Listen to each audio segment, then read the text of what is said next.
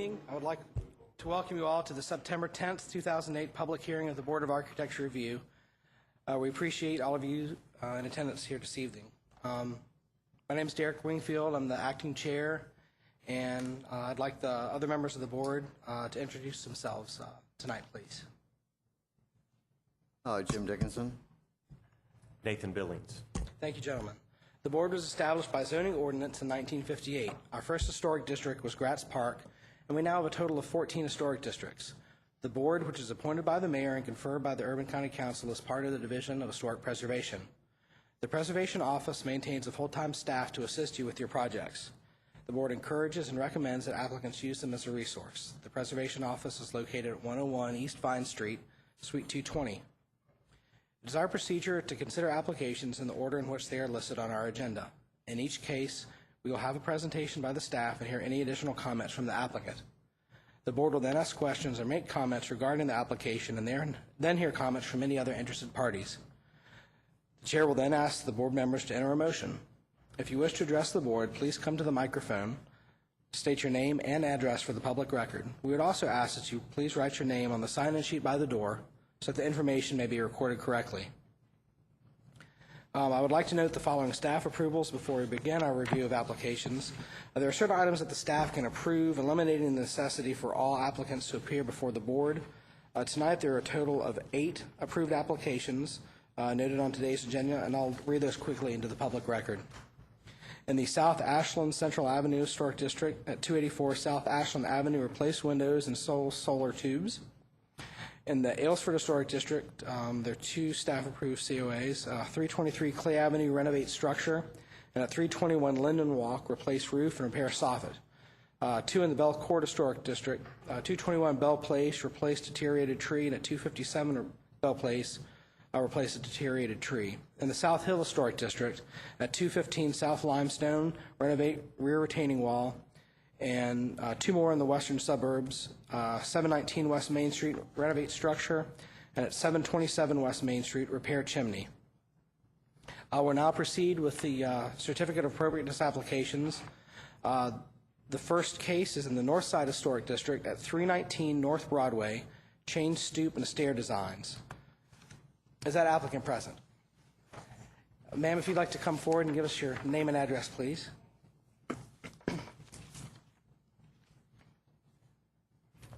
My name's Joy Kokernot, K-O-K-E-R-N-O-T. I live at 1616 Versailles Road, and I own the property at 319 North Broadway.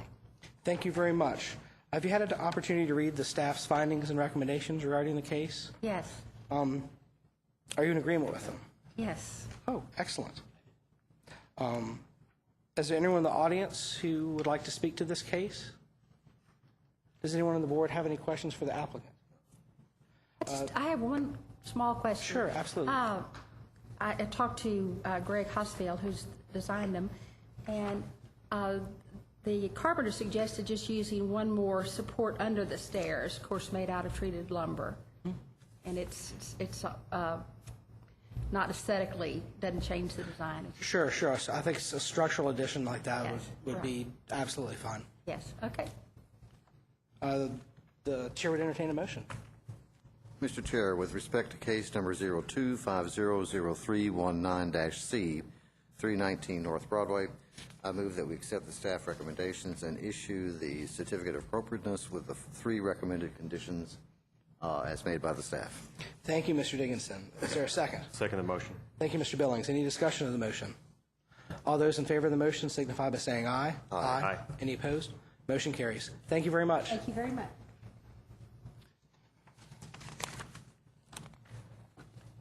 The next case this evening is also in the North Side Historic District at 220 Miller Street. It's install site work and change window design. Is the applicant present? The applicant is not present but has received the staff report. Thank you, Mr. Giannacchio. Staff is recommending approval as submitted. Is there anyone in the audience who would like to speak to this case this evening? Anyone on the board have any questions or comments? Chair to entertain a motion. Mr. Chair, with respect to case number 1320220-B, 220 Miller Street, I move that we accept the staff recommendation of approval for the issuance of the COA. Thank you, Mr. Dickinson. Is there a second? Second. Thank you, Mr. Billings. Any discussion of the motion? All those in favor of the motion signify by saying aye. Aye. Any opposed? Motion carries. The next application is in the Belcourt Historic District at 121-131 Forest Avenue, change roof design. Is that applicant present? Yes, sir. If you would come forward, please. My name is Lee Dorsey. I reside at 3309 Riggs Court here in Lexington.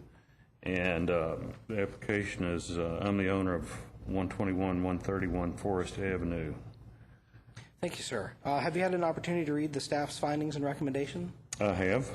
Staff's recommending approval is submitted with just a single condition that final details be submitted.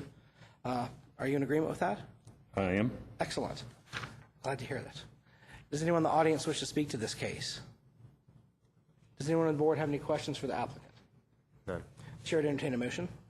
Mr. Chair, with respect to case number 07280121-F, 121 through 131 Forest Avenue, I move that we accept the staff recommendation for the issuance of the COA, subject to the condition that all final details be submitted to staff for review and approval prior to the issuance of the COA. Thank you, Mr. Dickinson. Is there a second? Second the motion. Thank you, Mr. Billings. Any discussion of the motion? All those in favor of the motion signify by saying aye. Aye. Any opposed? Motion carries. Thank you, sir. Thank you. Next case is in the Mulberry Hill Historic District at 435 North Limestone. Demolish a lean-to shed. Is that applicant present?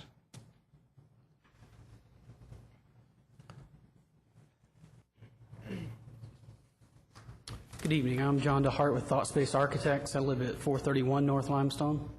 I'm here representing the owner at 435. Thank you, sir. Have you had an opportunity to read the staff's findings and recommendation? Yes, Staff is recommending approval is submitted. Are you in agreement with that? absolutely. Very good. That doesn't get much better. Does anyone in the audience wish to speak to this case this evening? Any questions from the board? Chair to entertain a motion. The only question I had was, I know in one from 2 weeks ago, you all wanted 30 days to take pictures and study the site of a demolished garage. Do you all want that with respect to this No. lean-to? No, this is a simple shed on the side. That's what I thought, but wanted Yeah, to the ask. documentation was Thanks. on that. Thank you. Yeah, good. Thank you for the clarification, Mr. I could Johnson. make one comment in that regard, though. This is, this structure, the original carriage house, is one of the few surviving, and it's really a beautiful structure that is on its way out. And I don't know if there's the capacity for the staff to document that sometime in the near future, but I look at it every day, and I'm concerned that tomorrow it's not going to be there, given the way it's leaning over the alley. So I don't know if that's something staff might consider in the near future, but probably advantageous. Encourage you to either after the meeting tonight or at some point in the near future, call them, make an appointment, and I'm sure they'll be able to set something up with you. Are you talking about the carriage house itself? Yeah. Okay. Yeah. The shed's just a small 4-foot wide, one-story little piece that was added much later onto the shed, but onto the carriage house. But the carriage house itself is a Dilapidated. early 1800s, mid 1800s carriage house. Yeah, I think it'd be a good idea to have it documented in some way. Okay. Any more questions or comments? No. Chair to entertain a motion. Are you ready to make your maiden motion? Why don't you do one more? All right. Mr. Chair, with respect to 11660435-A, 435 North Limestone, I move that we accept the staff recommendation of approval of the COA and demolition of the lean-to of this particular structure. Thank you, Mr. Dickinson. Is there a second? Second the motion. Thank you, Mr. Billings. Any discussion of the motion? All those in favor of the motion signify by saying aye. Aye. Any opposed? Motion carries. The final case this evening is also in the Mulberry Hill Historic District at 431 North Limestone, and it's to construct a two-story outbuilding. Mr. DeHart, if you would reintroduce yourself to us, please. I'm John DeHart. I reside at 431 North Limestone. Thank you, sir. Have you had an opportunity to read the staff's findings and recommendations? Yes, I have. Are you in agreement with them? No, I'm not. I think it would behoove us all to have a full presentation on this. And if you if that's okay with you, I think we'll proceed with that and have the staff Absolutely. run through, and then we'll call you back up for your comments. Thank you.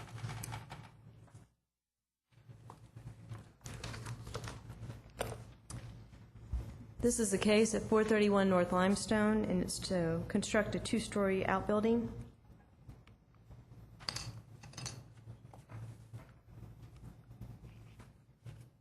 It really doesn't. Can you manually hit the buttons?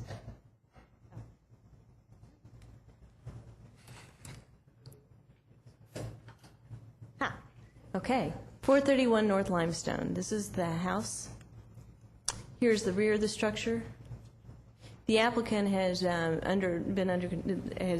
gone before the process several times for many things. One is the porch you see now, and also has proposed and been approved for the deck you see with a wood boardwalk and a small pond and so forth in the backyard. And this is pictures been taken at the rear of the property. This is taken from the porch looking towards the yard. At this time, he proposes to construct a two-story garage.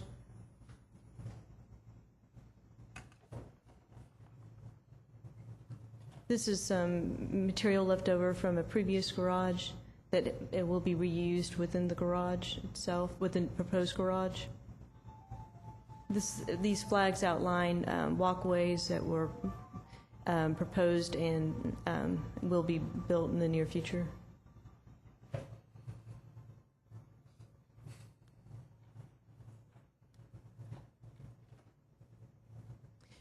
Martin, if we could go to the slides, the photographs, the plans, please.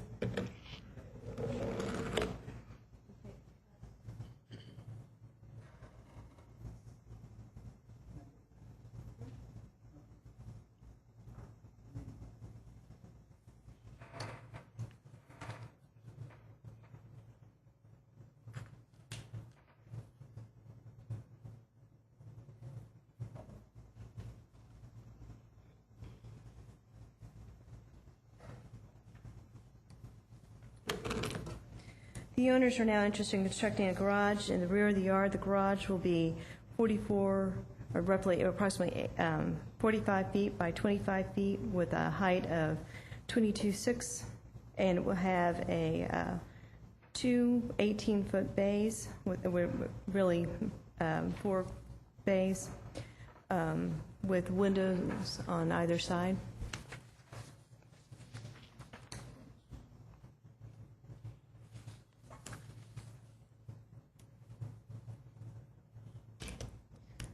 So here is the structure, here's the deck that we saw.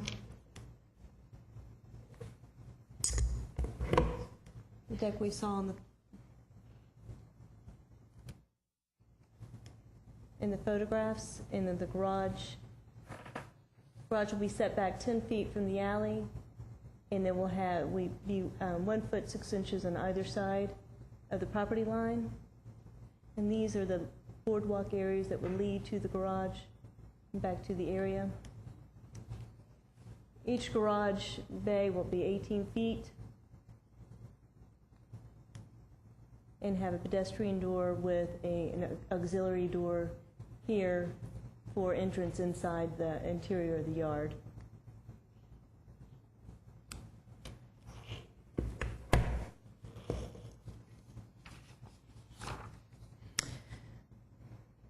The garage will be a contemporary design with casement-type windows, split of vertical and horizontal, and the doors are to be flat-paneled, two-panel design.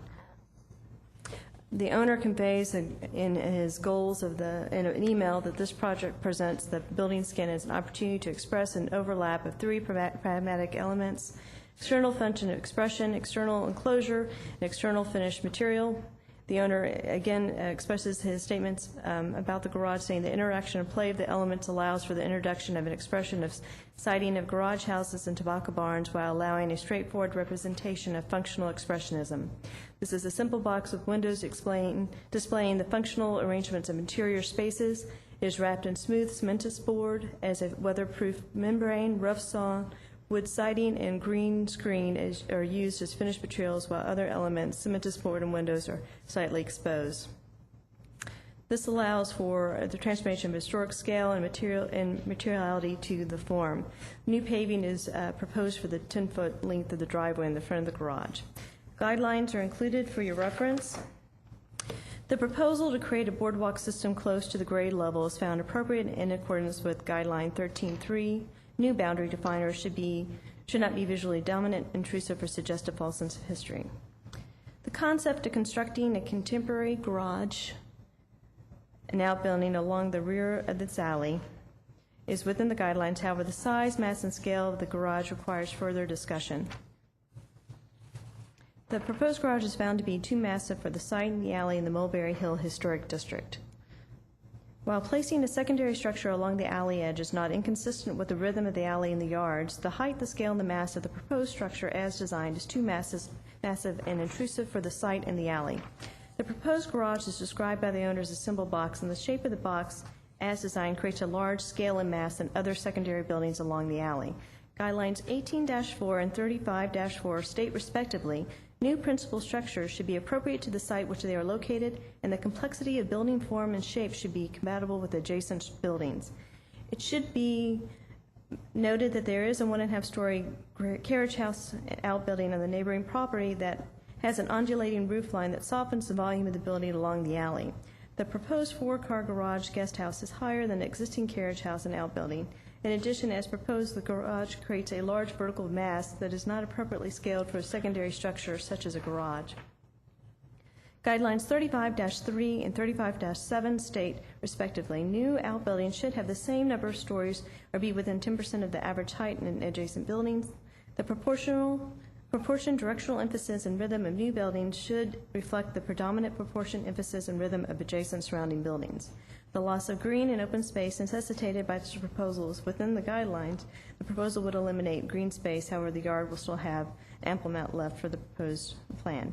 Guidelines 12-2 and 14-4 respectively state new site elements and alterations to existing site elements should be compatible with the surrounding historic properties and principal accessory structures and properties, and historic green areas and space of the site should be maintained. Materials of the proposed plan calls for a layered effect of cementous siding and using elements of barn, garage, and house materials. This creates a contemporary effect that picks up elements of the other historic outbuildings on the alley. If you can go to the next slide. As proposed, the concept is when the guidelines are appropriate for the site. Guidelines 41-1, 41-2, and 41-3 respectively state installation of materials should give a building an invitation historic appearance and should not be allowed.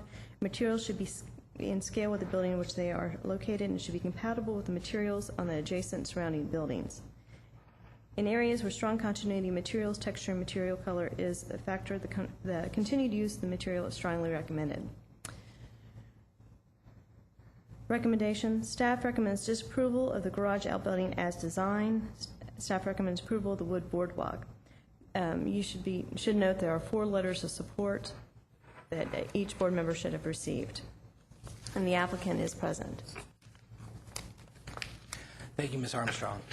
Mr. DeHart, if you would care to... You guys thought you were going to get to go home early, didn't you? I guess there's a couple different levels that I want to talk to this about.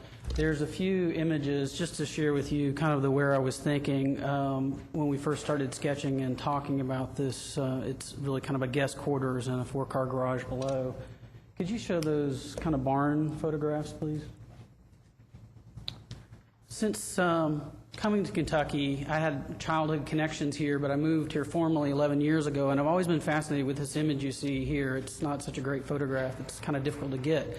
But it is the sort of iconic Kentucky barns, either horse barns or that first one was a tobacco barn. I've always been struck by this image, which is completely functionally pragmatic design of having these slits, the little louvers that open up on a tobacco barn. And in times when the tobacco barn, before it's been harvested and the little slits are open, you can kind of see sky through the barn. I've always been struck by this image of these striations of sort of understanding the function and at the same time understand the materiality and practicality of those barns. And that's something that kind of floats around my head a lot in thinking about indigenous architecture and what it means to do architecture as a part of the landscape here. So that's one aspect in thinking about this, was this sort of verticality and these slits of sort of understanding something that lies behind. So when we started sketching on this project, some things seem to be very logical, both in terms of function and in terms of understanding the history of the fabric of what happens on alleys. Most of the carriage houses, there's very few, as I mentioned earlier, very few are surviving, but most of them did go property line to property line. They filled the back of the house, and that was sort of this boundary line for the back property. So when we first started doing it, we said we would do that. And we did, in fact, coincidentally, just a couple years ago, you approved a carriage house we did across the street for Mr. Barr that did the same thing. At that point, we had 18-inch setbacks that we had to ask for a variance. Interestingly enough, now that 18-inch variance is not required. In our zoning district, 18 inches is appropriate within the zoning code. So we don't have to ask for any variances within the zoning in terms of height, in terms of width, or in terms of size. It fits on our property within the zoning requirements. In our mind, in designing it, as I mentioned, we feel like it fits into the sort of conceptual layout of how carriage houses worked during that time. Yes, it does have living space on the second floor in the form of a guest suite as opposed to a hayloft. And the bottom floor is the new modern interpretation of the carriage, right? I mean, that's where we're going to park cars, although I do have a Mustang, so I think that counts for something. The car, but you have to have a horse car, right, to park in a carriage house? The long spiel of, I won't get in too far, other than to say that we started out with this idea of the very simplest form that we could come up with, this box, and started thinking about the envelope having multiple functions, not that they had to be loaded into one material. So the box has windows that relate directly to the function of what's going on. You know, there's a small window where there's a desk space. There's a small slit window where there's stairwells. There's a large window in the living space. There's a slightly smaller but still large window in the sleeping space. So there's a sort of pragmatism about displaying the contents in that way, and then in the same way thinking about how we're wrapping the building. So it's wrapped first primarily with cementitious board, just smooth panels. So the thing starts out as a sort of smooth box with punched openings where we need them. And then from there we said, let's take a transformation of what's happening on the outside of barns, for example, and sort of play with those materials as just applications. So they're no longer really treated as a rain screen. They're not a pragmatic element for keeping water out of the building or controlling it. They're more a matter of image and how we want to sort of perceive the way that the skin happens. So that's what I'm talking about. The skin gets broken down in different ways. So that's kind of the conceptual basis of where it comes from. In terms of the mass, again, I reiterate, it fits within zoning requirements. In fact, until just recently, last adoption of zoning laws, it had to go to the midline of the main structure. So outbuildings had to be within the midline of the roof of the main structure, which we could have this, if you went by that mentality, this garage could actually be 32 and a half feet in height, which obviously is amazing. In the new adopted zoning regs, it has to be within 10% of the height of the main structure. So it's not a zoning issue in terms of the mass of this. It can only be seen as an aesthetic issue. And I'd like to show you images of the garage that this board approved just a couple years ago. Would you run through those with Bill Barrs? Oh, yeah. Sorry.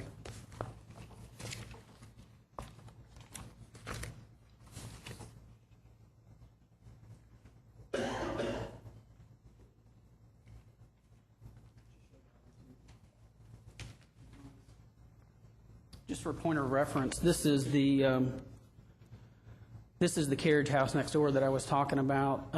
So you see it is, in fact, it goes about 3 feet onto my property. So these things were meant to go property line to property line. This is amazingly, the main part of it is amazingly beautiful carriage house that's a shame. John, is that further north, further down the street? Yeah, that's on the north boundary line of our property. And how high is that, or do you know? You know, I didn't measure that. It's a full story and a half of the hayloft, but then you have peaks that go above that. So if I had to guess, that's probably a 8-foot door, 12, Probably about 20 another foot. 6, maybe 17 or 18 feet 17 or 18, okay. would be my guess on it. I meant to do is- that and I forgot. I had meant to walk that alley, and I didn't get a chance to do it today. There's not other significant buildings that front onto this alley. Did I give you the one down a little bit further?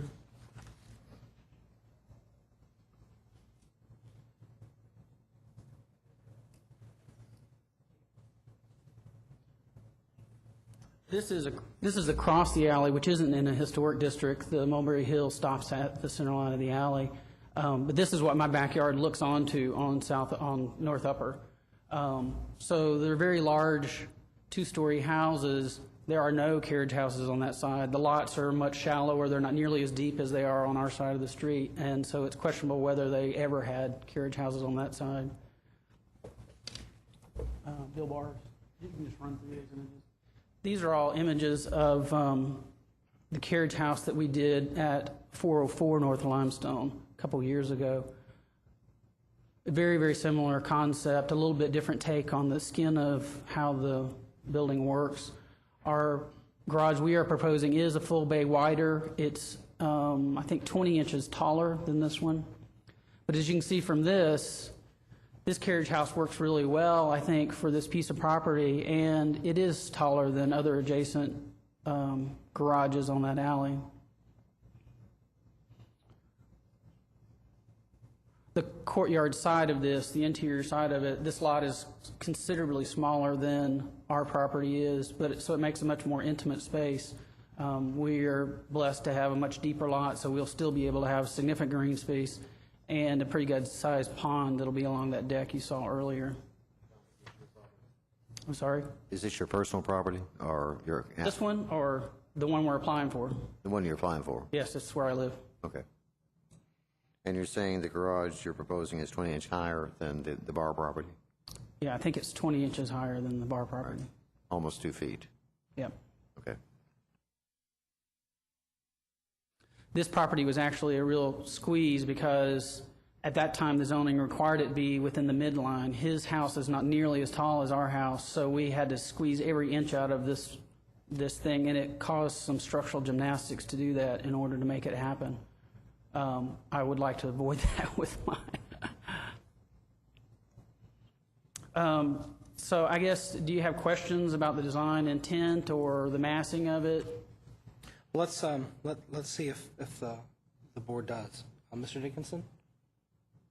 John, to be honest with you, when I first look at it, it struck me, and it's bad black and white photos that are given to you, and I wanted to get a chance to walk the property, and I apologize for not having done that, because sometimes just actually being out there and seeing the scale of the buildings and the scale of the alley is of assistance. My initial impression was it struck me as being too large, that it tended, notwithstanding the amount of distance you had from your back deck to where you're building the structure, it looked like it overwhelmed the yard, and that you were building almost a second house as opposed to a garage or an outbuilding. And I'm still not entirely convinced that it's not too massive for the overall scope of the alley. I think it might have the effect, and this is where I wish sometimes I were an architect and I'm not, it might, to my eye, it looked like it might be overwhelming the carriage house as well next door to it. And this is the supporting letters that you receive make a good point that we need to accommodate these alleyways to modern living. And I'm trying to balance that desire versus the fact that the alley should still be an alley. It's not a main street. And as always, I'm very cognizant and aware of precedent that we may be setting. And if we do something like this for one alley, we may be setting up a precedent later on that can be used or misused by other applicants. The fact that this building seems to be about 2 feet higher than the one across the street bothers me a little bit.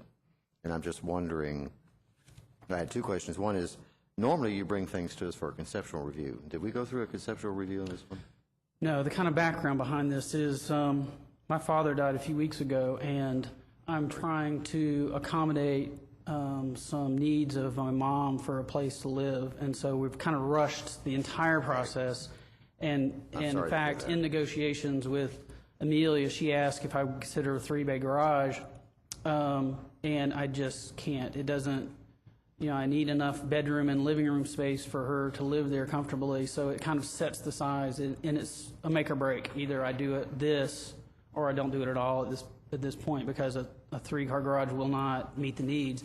And could there be a little bit of compression? We can get every inch out of it, and as we now proceed to size some of the structural members, I could look at trying to lower the height a little bit, but it's going to be... I'm less concerned by its width as opposed to by its height, because every now and then we have wound up approving buildings that when I go and look at them, I'm saying, my God, what did we approve in terms of its height? With respect So you're more concerned about height? I'm more concerned about the height than the width. I don't have a problem necessarily, because you're right. I mean, these carriage houses did stretch along. In fact, they were sort of a barrier from the alley, if you will, Right. for the property itself. I don't have a problem with that. It's the height of the building that troubles me. Because when you look at your pictures, and I don't envision well three-dimensionally, but it looked like the building is a wall. And even though you have broken it up and you have the slats in it, I think it still may be, to a later purchaser, that may be not as attractive a feature as you think it might be.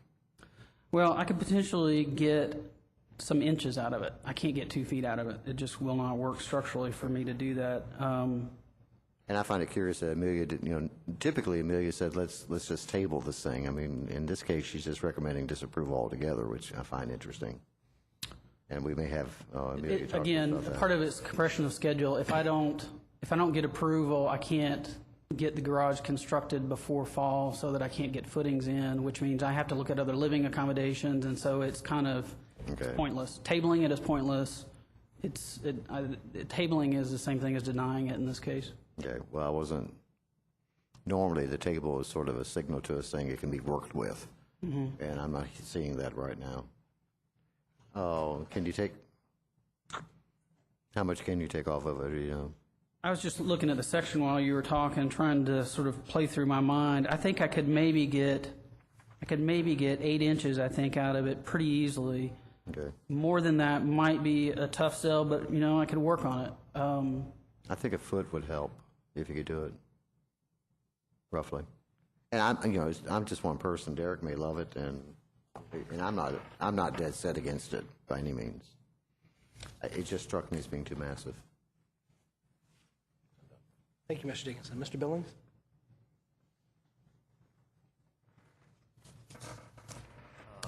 Mr. Dart, you'll have to pardon me if my questions are simple, but this is only my second meeting with the BOAR, so I'm still getting caught up to speed, so they may say. So some of my questions may be asked inartful of either you or the staff, and that will belie my own ignorance as I continue to learn the guidelines and struggle with balancing lots of shoulds instead of musts. Let me ask the staff question. If I understand correctly, the only objection is the mass of the building.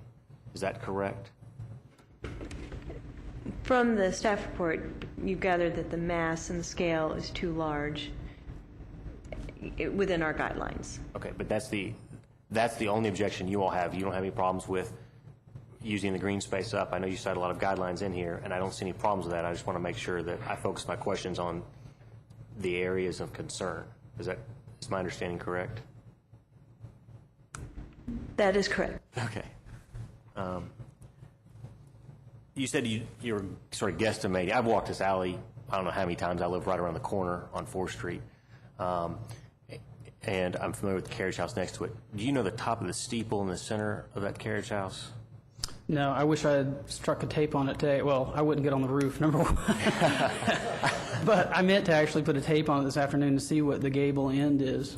So I can't give you an accurate of what that is. My recollection, even from this morning, is that that alleyway is on a rise going from your property Correct. up to the north side.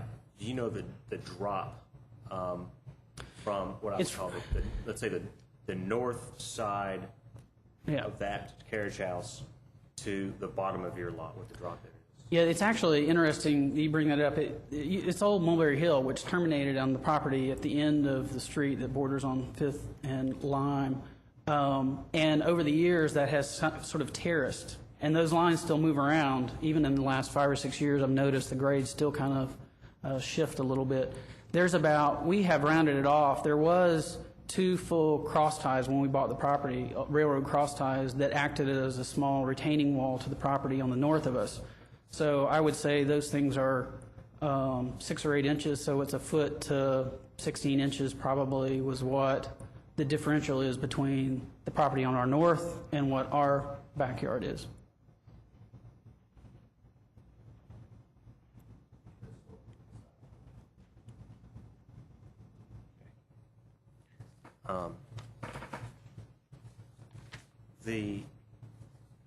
Just for conceptual purposes, how tall is your house? Do you know? Yep, I do know that. From ground to the ridge is 40 feet, 32 and a half and 7.5, 40 feet. From ground to the eave is 25 feet.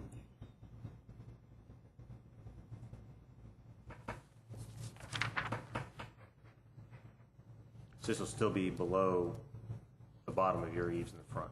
Yes. Can you put the picture of the front of their house back up?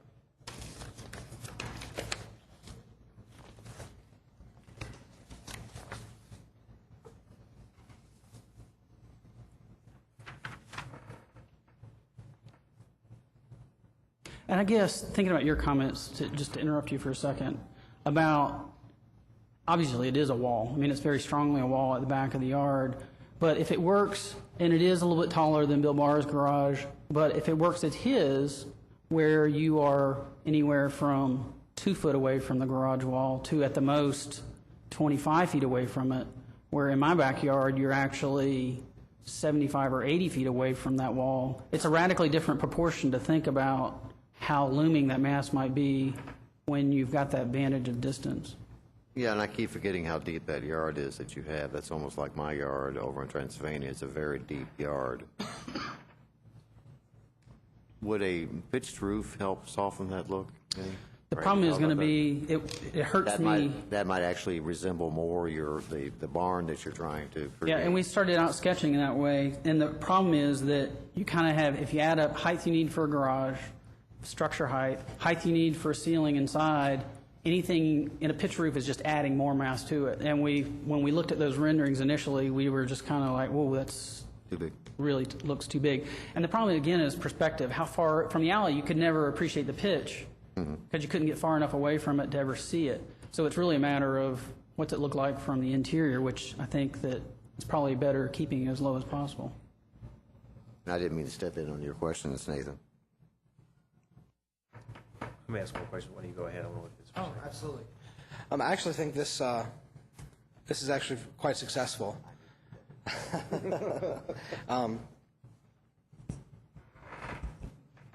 I'm a big fan of good contemporary design, and I think that the layering that you've done on the exterior, cladding, if you would, adds quite a bit of interest and depth and relief that we're not seeing.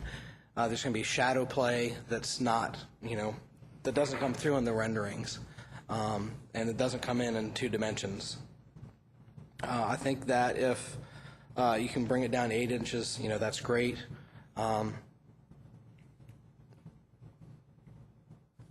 If I could ask put the staff on the spot, Ms. Armstrong.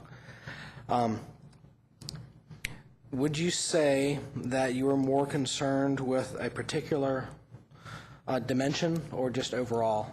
Are you more concerned with the horizontal? I would say the design presently is too massive. Okay. And I think it couldn't respond to one particular dimension. Okay. Fair enough. Thank you. I was trying to think of some, I guess, compromise that would help soften the application, I suppose. Have you given any consideration to moving the stairwell from the short wall and bringing it in slightly and rotating it to like the, so it'd be running parallel with the short lot line? I'll make myself clear. Yes. Well, yes and no. The problem with doing that is I got a certain width of stairwell that's required by code, and then I've added a little bit of width for chairlift to get my mom up and down the stairs easily. And so my stairwell is kind of locked. The width of it is locked. It's wider than a typical residential 3-foot between handrail stair. And if I take that out of the garage bay, then it means I have to make the garage deeper, because you got to have minimum distance to park a truck inside of it. So it actually confounds things more. I would rather not encroach on the yard more, given it seems historically accurate to have it go to close proximity to the property line. Well, I agree completely. I think it would complicate things more, and I actually think that the structure as a boundary definer, the way you have it designed, again, is quite successful. I was just sort of throwing it on the floor to see if you considered it and whether either the other board members We've tried to skin this cat a number of ways. I imagine so.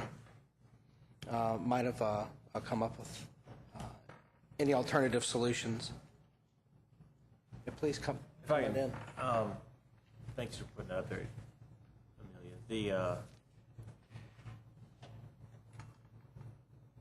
This isn't scientific, because you said you don't have any actual measurements, but it would appear to me that if the structure next to it is approximately 18 feet or so, and it's probably another 2 feet up to the gable of that barn weather vane, I don't know what you call it, on the very peak of it, even assuming you just come down the regular roof line. Looking at the rise of the land, these don't seem like the roof lines are going to be off very much at all, by maybe a foot or 2 foot at most. Is that a fair statement? Yes, I think that is. And that's what I'm envisioning in my mind, and that if you actually look at them eye level, you're not going to see a 22-foot structure over an 18-foot structure. You're actually going to see, counting the rise, about a 20-foot structure and a 22-foot structure. Is that fair? Yeah. Amelia, is that? You've been out there to the site too. Do you think that's a fair assessment? I would say that's an accurate statement. Okay. Also, the guidelines require, or just not require, they say that new buildings should have the same number of stories. The practical problem today is, who builds a 1.5-story structure anymore? It's not practical for much of anything. We don't have haylofts anymore because I guess we could maybe put some type of gasoline storage. I could fuel tanks for the Mustang, yeah. But I'm not sure the federal government would like us doing that. Anyway, I see some functional problems with trying to have a requirement that you have to do the same number of stories, because a 1.5 story structure is just not functional in the world as today. It might have been 100 years ago, it might be 10 years from now, but not today. So I think that's why the guidelines say should instead of must. The guidelines aren't, it's not about whether I like it or not. It's about whether I think it meets the guidelines, and I think it does. I think it's close. Personally, I really like the building. I think it's great, but I got to look at the guidelines, and I think that it falls within 35.3, and which is what we seem to be talking about. I don't have a problem with that. Thank you. Mr. Diggins, do you have any further Well, comments? that raises a question. Where are we on the 10%, Amelia? Is this structure more than 10% or not? Presently, in the design now, the height of the garage is 22.8. And if we've established within the statement that that the carriage house next door is 18 feet That's plus... 22.6, sorry. Pardon? 22.6. 22.6, sorry. And if we've established that the carriage house next door is 18 feet plus the steeple, which would bring 2 more feet, so that's about 20 feet. We're going to need that foot. So if you take even at 18 feet, 10% of that is 1.8 feet, so that's almost, I'm almost dead on right there. Yeah. Amelia, your problem with this, is it just because of the overall density of the structure, or exactly, when you say it's too massive in scale and When mass? you're within the guidelines, if you're looking at a structure that your measurement of the square footage is roughly 2,000 square feet, top and bottom, first floor and second floor, and besides the mass and scale, I mean, typically, even with the garage in the past, we've actually asked for that to be tabled, and we at staff level did not approve the garage across the street. We actually asked for it to be tabled because we were at that point concerned with the mass and scale. And if you're looking at it, installing a 2,000 square feet structure in the rear of the yard, while yes, this has an ample yard, that's where we're coming from. You know, given the fact that we know roughly that there's, you know, given the house size and so forth, and just what kind of secondary structure and the presence on the alley, what it creates, and that's our issue with the directional emphasis and the proportion ratio to and that kind of thing. That's within the guidelines what we're looking at. I can sort of understand that, I guess, architecturally. I mean, all these things kind of have to come into play together. But if I had a 2,000 square foot house and I was adding that, or 3,000, but I've got a 42 or 4,400 square foot house that's massive. I mean, it's a really tall house. So I can certainly understanding this wanting to be a secondary building. And I think it does that. How big was the bar garage? Do you know? Okay. Square feet, it was 890 for the top floor, so. It was 26 by 36 in size. So that's about 2,000. Yeah, it's a little over 800 square feet, so it's 1,600 square feet. Yeah. And that house is a smaller house, isn't it? Across the That's a street. smaller lot. Yeah. How did we, I remember some of that. Did you all table that and we overrode you on that one? Is that a nod from you? I believe that was the outcome. I think that's what happened, But yes. with the conception. You're always a problem, John. Okay. While the, Can you show the picture of the next door garage again, Karen?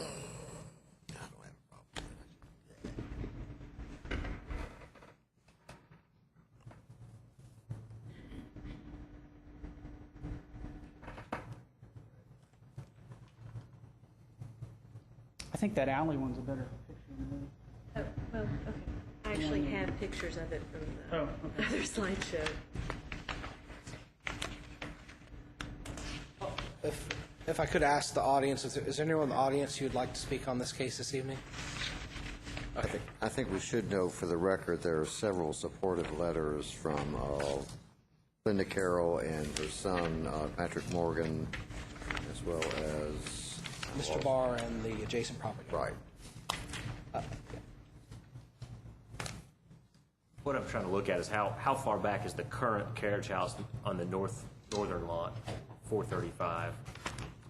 My recollection is it's a foot or two off of the property line from the alley. Yeah, it's right on the alley.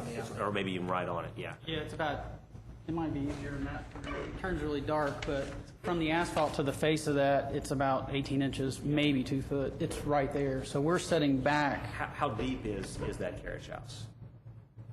I would just be guessing. I know the car fits in it just barely, so it must be about 16 and a half feet, 17 feet.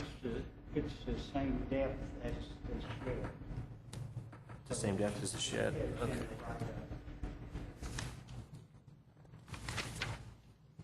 6 foot, 17 foot. So it's a 16'8".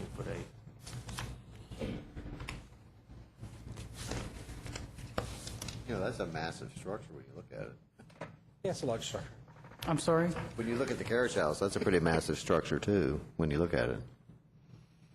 It's cool. All the bridles are Yeah, still hanging it's a- there, all it's the a neat- stalls.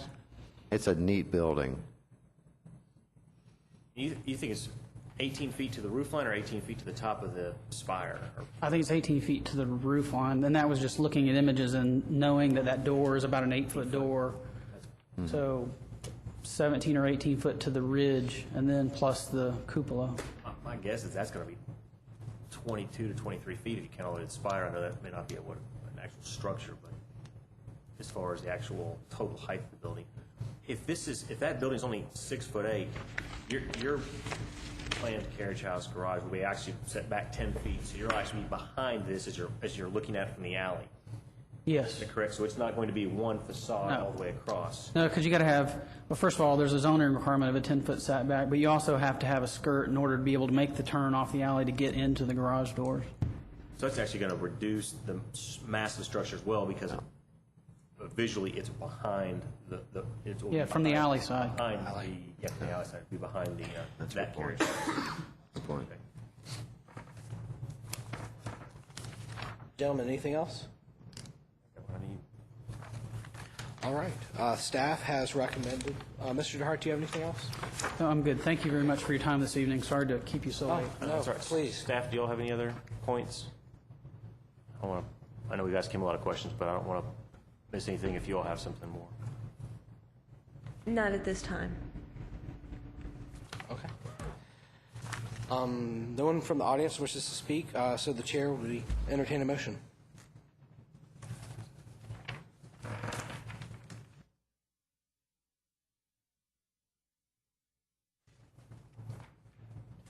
Okay, Mr. Chair, with respect to case number 11660431-G, 431 North Limestone, I move that we reject the staff's recommendation of disapproval and that we go ahead and propose or accept the applicant's proposal.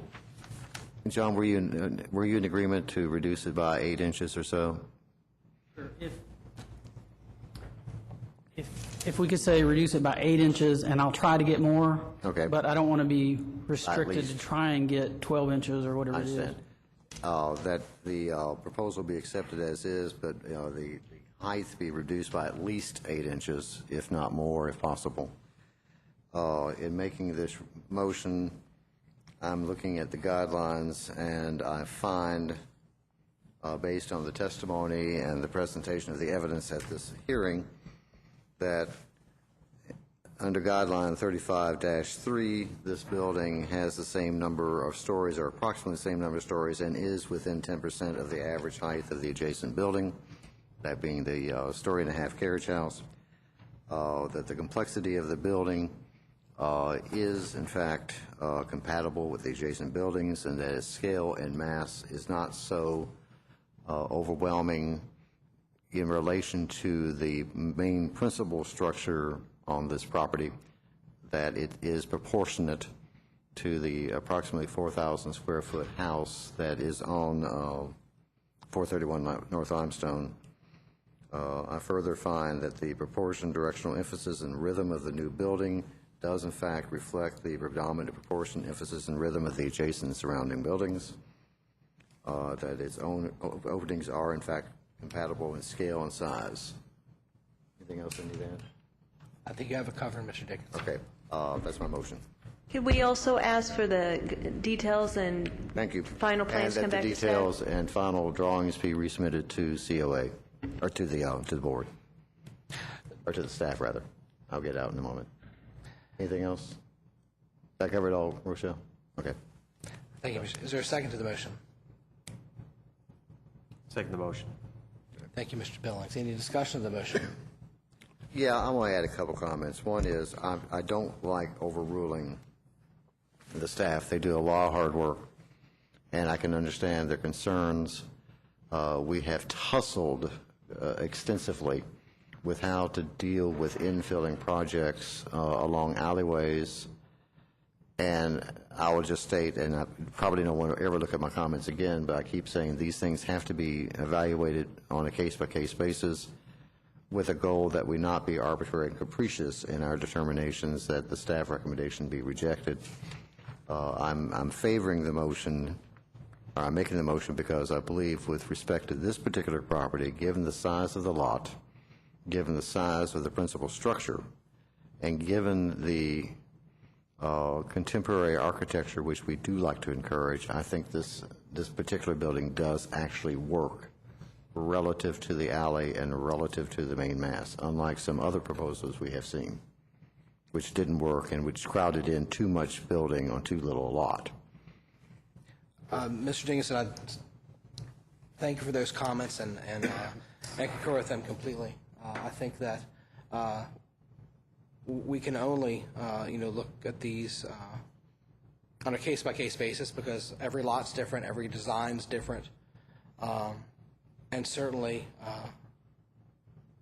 keeping the guidelines as our foundation, which guides us in making these determinations. We always need to be mindful of those, but I concur with your statements completely.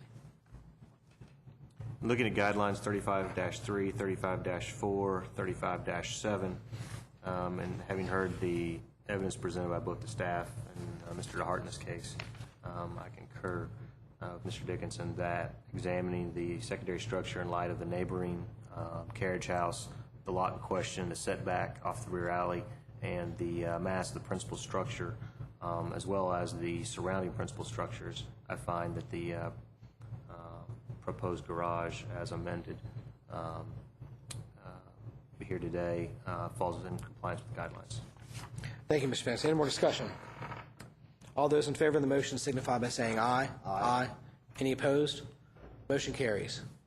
Thank you, sir. Thank you for your time. We have one final item of business this evening, approval of the minutes from the 27 August 2008 hearing. So move. Is there a second? Second. Any discussion of the motion? All those in favor of the motion signify by saying aye. Aye. Motion carries. Chair entertain a motion for adjournment. Motion adjourned. Any opposed? Motion carries. Thank you. John.